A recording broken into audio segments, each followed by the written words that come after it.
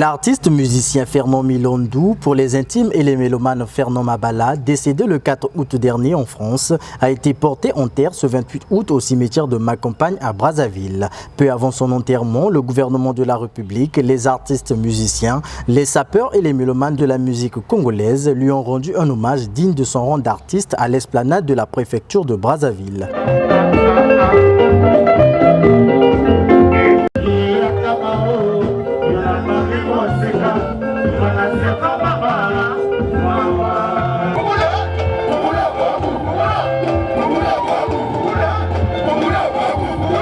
Le gouvernement de la République, représenté par le ministre des Sports et de l'Éducation physique Hugo Golondili, a déposé un gerbe de fleurs avant de s'incliner devant la dépouille mortelle de l'illustre disparu. Le même geste a été accompli par les artistes, les familles, amis et connaissances. C'est le conseiller à la culture et des arts du ministre de la Culture et des Arts Omer Ntadi qui a eu la lourde charge de lire l'oraison funèbre de l'artiste. Le passage de Fernand Mabala sur la terre congolaise a été une belle parenthèse dans l'histoire de notre musique. Cette parenthèse de joie et d'amour, de beauté et de créativité artistique a servi d'espace pour l'expression du dandinisme, de la parade pour l'élégance, de la convivialité et de la communion pour le vivre ensemble. Chacune de ces chansons était une interpellation, un message moralisateur, une révélation de sa vie, une scène de vie courante.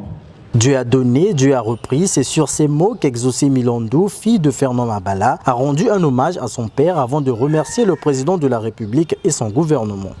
La famille Milondou, par ma voix, saisit cette occasion solennelle pour remercier sincèrement le président de la République du Congo, le gouvernement, sans oublier la mutuelle des musiciens congolais, la diaspora congolaise, et tous ceux qui ont apporté leur soutien multiforme en vue du bon déroulement des obsèques de l'illustre disparu.